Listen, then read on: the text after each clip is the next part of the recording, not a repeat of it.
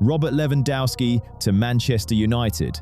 And it could actually happen. Is Chelsea's new manager already a boardroom blunder? And Tottenham swoop in to snatch a star defender right from under their rivals' noses. All this and much more in today's episode. Let's try and get to 300 likes on this video, and I'll be back tomorrow with more transfer madness. Leave a like and let's dive straight in. Tottenham have got a preliminary agreement with Marcos Senesi in their back pocket, but the whole thing could collapse like a house of cards if they don't survive the drop. According to Florian Plettenberg, the 28-year-old Argentine has all but shaken hands with Spurs on a free transfer. Except the key to this deal isn't buried in contract clauses, it's buried in the league table. And right now, Tottenham's position is genuinely alarming. They're in the relegation zone with just 4 games left to play. The moment they go down to the Championship, the entire summer strategy falls apart overnight. Senesi has already knocked back Juventus, which tells you everything about where his head's at. He's not interested in stepping down a level. For him, this isn't just about ambition. It's about status and the kind of money a top-flight contract brings. He wants to stay at the sharp end of English football. Players of his caliber lose market value fast in the second tier, and the elite clubs stop calling shortly after. If Mickey van de Ven does leave, and the chances of that are fairly high, Senesi looked like the perfect replacement. Experienced, reliable, already acclimatized to the Premier League, but that neat little plan is now hanging by a thread. The other clubs circling this situation are just waiting for Spurs to slip up. One bad result, and Senesi walks straight into a more stable option, one that doesn't involve football in the basement of the English pyramid. It's a brutal picture, really. Tottenham are leading the race for one of the most coveted free agents of the summer, while being entirely at the mercy of their own survival. A club that not long ago was drawing up plans to strengthen their backline now has to worry about something far more fundamental, simply staying in the game. So what do you reckon? Should Senesi hold his nerve and wait for Spurs until the very end? Or is it already time to start looking elsewhere? Let us know in the comments. Chelsea have parted ways with Liam Rosigne after a 5th consecutive Premier League defeat, this time a 3-0 hammering at the hands of Brighton, with not a single goal scored across all 5 matches. The man who signed a 6-year contract at the start of the year didn't make it through a few months. 6 years is the kind of deal you hand someone when you're mapping out a future, not a time frame you tear up at the first sign of trouble. And the fact that the club put pen to paper on something like that, then casually ripped it up when things got uncomfortable, says far less about Rosigne and far more about how Stamford Bridge actually operates behind closed doors. A Chelsea contract stopped being a promise a long time ago. It's more of a legal formality, just enough paperwork to make the next dismissal look clean on paper. And now, according to Football Insider, the name leading the race to replace him is Cesc Fabregas. The 38-year-old Spaniard turned Como from a make-weight outfit at the wrong end of the table into a club with genuine European ambitions, and he did it without big money or marquee signings. He did it through aggressive, attacking football and getting the very best out of the players he already had. Chelsea's hierarchy are impressed by exactly that, the ability to squeeze results from limited resources, which is where the central paradox kicks in, because Chelsea are a club famously drowning in resources, yet somehow incapable of making them function as a coherent whole. Fabregas spent 5 years at Stamford Bridge as a player, and the club believes that connection could serve as a useful lever in the dressing room. Rosigne, in the end, couldn't hold together a group of expensive young players, each carrying their own idea of what their role should be. Fabregas, in theory, is the answer, a young manager for a young squad with the kind of playing CV that commands respect and a proven track record of building a team from scratch. But theory rarely survives contact with Chelsea's reality, a club that's cycled through so many managers in recent years that the list is starting to look like a staff rota. Cannot afford to get this one wrong. The board know it, which is why, reportedly, they intend to assess all available candidates carefully before making their move. Fabregas leads that shortlist for now, but he's far from the only name in the frame. The problem is that Chelsea's version of careful assessment has historically followed a very familiar script: appointment, honeymoon period, inevitable disappointment. And if Fabregas does end up in that dugout, the question isn't whether he can handle the squad, it's whether he can handle the club, a structure where even a 6-year contract isn't worth the paper it's printed on. Speaking of things that should happen but somehow never do. Quick test. For anyone who watches every single video but drops a like with roughly the same frequency, Chelsea hand out stable managerial contracts. If you've made it this far, hit that like button. Just so I know, there's at least one person in the comments who's not only breathing, but occasionally capable of moving a finger. Atletico Madrid have quietly opened talks over João Gomes, and they've done it before. Manchester United have even got out of first gear. According to Team Talk, the Brazilian has become Simeone's priority target in central midfield, with the club already working to get a deal wrapped up in the summer window.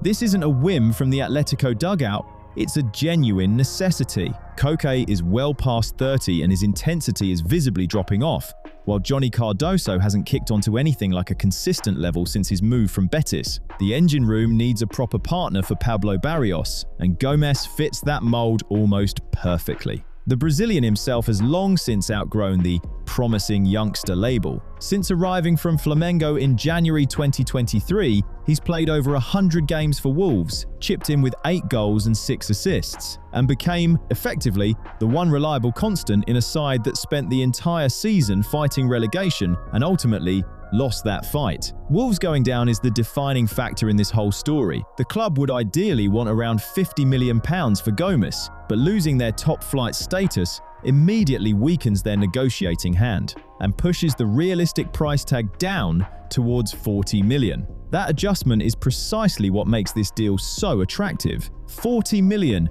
for a Premier League hardened midfielder entering the peak years of his career. That's a number worth moving quickly for. And Atletico clearly see it the same way. Rather than sitting back and monitoring, they've gone straight to Wolves and opened direct talks, aiming to get everything done before competition drives the fee back up. That competition is very real. United tried to sign Gomes in January and have no intention of walking away.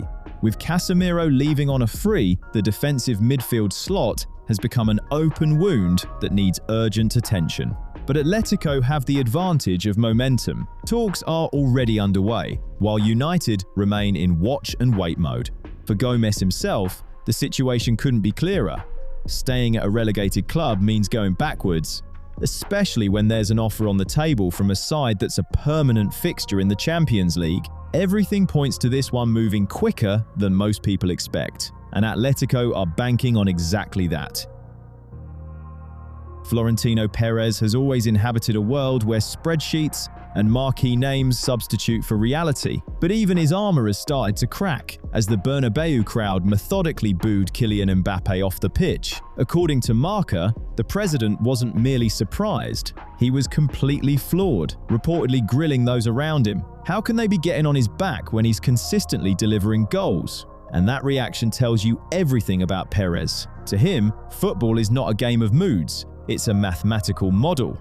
If you've got 2 of the best forwards on the planet in your squad, the system is supposed to produce outcomes, and any malfunction is simply a minor calculation error. He genuinely believes the quality of this squad exists somewhere in the stratosphere, and everything we're witnessing on the pitch right now is a frustrating blip. One that the right tactical genius will eventually solve by finding the combination to unlock this star-studded safe. With Vinicius, it's even more personal. Perez has built a genuine dome of untouchability around the Brazilian. Every complaint about the winger's behavior, every sideways glance at his discipline, gets met with the same presidential authority. Vinny is my business. I'll handle it. The Madrid president will stand as a human shield for his player, even in the moments when that player seems intent on undermining the very wall protecting him. But behind that facade of absolute loyalty, a quiet and extremely costly war was raging for 2 years. Contract renewal talks turned into a prolonged standstill. Vinicius didn't simply want money, he wanted his exceptionalism recognized. And in his mind, that recognition is only valid if it comes in the form of a wage packet matching Kylian Mbappe's. At one point, Madrid genuinely panicked. The prospect of losing him on a free forced the club's decision-makers to start frantically sketching out sale scenarios. But reality delivered a sharp slap in that direction too, finding a buyer for Vinicius. given his financial demands and a price tag hovering around €100 million,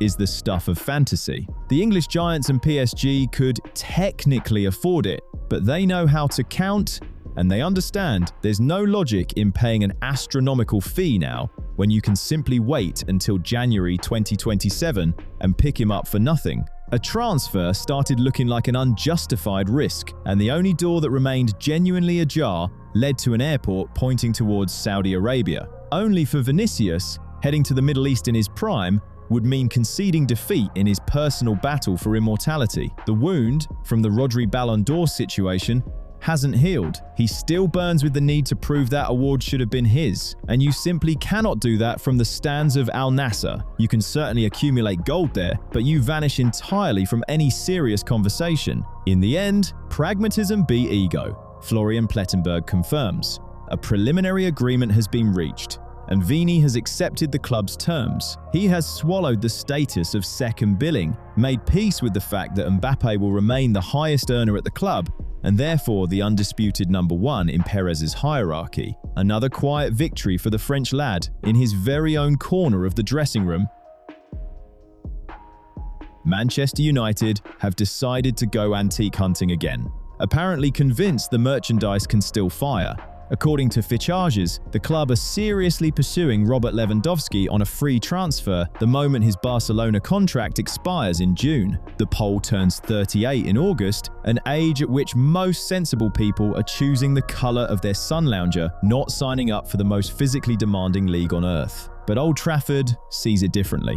The thinking there is that the Polish striker's experience will serve as some sort of magical catalyst for Champions League glory. Talks with his camp are reportedly already well advanced, with the club attempting to convince Robert to front their latest sporting renaissance. The logic here is simultaneously simple and slightly terrifying. They want to use a veteran as an expensive instructional manual for a young attacking line. The coaching staff are genuinely planning to pair Lewandowski and Benjamin Šeško up front, the idea being that the 37-year-old will essentially mentor the young Slovenian in real time, passing on the secrets of elite finishing mid-match. On one hand, Lewandowski's numbers this season aren't embarrassing. 17 goals in 40 appearances confirm he's still a serious finisher. On the other hand, there's a significant gap between putting them away in La Liga and surviving the relentless press of a northern English winter.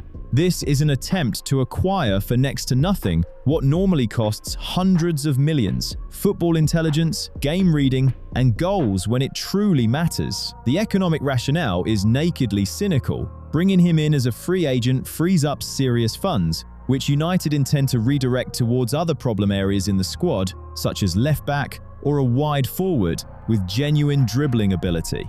The club are trying to assemble a balanced structure without paying over the odds for a name on the contract, just collecting that name for free when the deal runs out. The confirmed departure of Xerxes only adds further weight to all this. The number 9 shirt is being vacated, and they want to hand it to someone whose name alone will shift shirts. The question is simply how closely this project aligns with reality rather than just the wishes of the player and the United board. We're being asked to believe Lewandowski becomes the catalyst for Šeško, unlocking the Slovenians' goal-scoring potential at the elite level. It's a lovely narrative about the passing of the torch between generations. In practice, it might just mean a chronic shortage of pace on the counter. United are giving the Pole the chance to close out his career in the loudest league in the world, within a system that supposedly plays to his strengths. The deal appears to be edging closer to completion, and there's a palpable buzz around Carrington about the impending arrival of a genuine legend. But it's worth remembering, the Premier League has rarely been kind to those who arrive in the twilight years, no matter how distinguished the career that came before. Unlike the ruthless Premier League, I'll spare you, mostly. But I can't pretend I'm not bothered by the fact that some of you have been watching these videos for years from the comfort of your sofa and still haven't hit that subscribe button. If you've made it to this point and you're still not in the subscriber list, that is genuinely a crime against football content. Don't wait for Lewandowski to hang up his boots. Grab that remote right now, smash subscribe, and make sure notifications are on. We'll be keeping a close eye on this particular retirement fund from Manchester together, and you won't want to miss a single update.